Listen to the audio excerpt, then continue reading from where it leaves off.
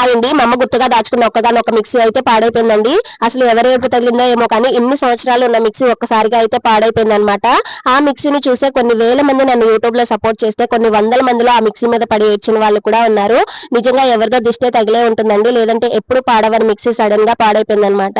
ఇంకా అందుకే కొత్త మిక్సీ తీసుకుందాం అనేసి లోకల్ మార్కెట్ కి అయితే వచ్చామండి. ఇంకా మిక్సీ అయితే తీసుకొని ఇంటికైతే వచ్చేసాము. మిక్సీ వచ్చేసి ఉషా కంపెనీ బ్రాండ్ లో అయితే తీసుకున్నామండి. నేను బటర్ఫ్లై అడిగాను అనమాట, కానీ బటర్ఫ్లై ఇక్కడ దొరకదు, అది ఆంధ్ర బ్రాండ్ అనేసి అయితే చెప్పారు.